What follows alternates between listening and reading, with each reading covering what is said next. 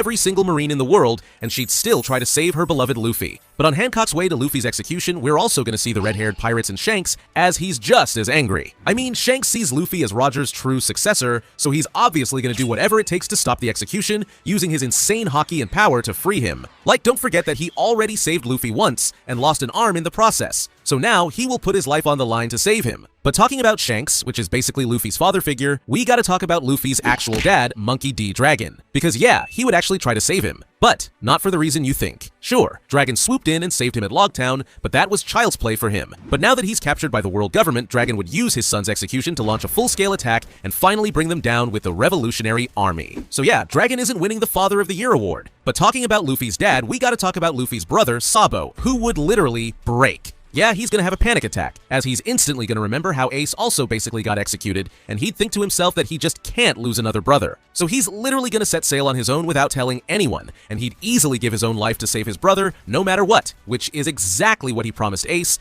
to always look after Luffy. Moving on, we've got Law, and he'd get pissed at Luffy for doing something so stupid as getting caught. Like we've seen over and over how Law always yells at Luffy for being a total idiot. But yeah, he'd remember the time Luffy saved his life from Doflamingo, so he'd think he owe it to Luffy to help him. Plus, they are really close friends, even though Law would never admit it. So even though he'd think it's a pain in his ass, he'd take the crew and do anything to save his friend. But someone who honestly wouldn't care about Luffy's execution is Eustace Kid. Yeah, he would seriously even be excited that Luffy was about to die. Why though? Because both Luffy and Kid have the same goal, to find the One Piece and become the king of the pirates. So if Luffy were executed, that's one less rival standing in his way to reach his dream. So while everyone else sails to save Luffy, Kid's heading full speed towards the One Piece instead. But talking about people sailing to save Luffy, one of those guys is absolutely Bartolomeo. You'd see his ship from miles away because of the huge fountain coming off of it. Yeah, that's just Bardo crying his eyes out. But he's not only going to be crying, he's also going to be raging. I mean, Barto absolutely loves Luffy and worships him like a god.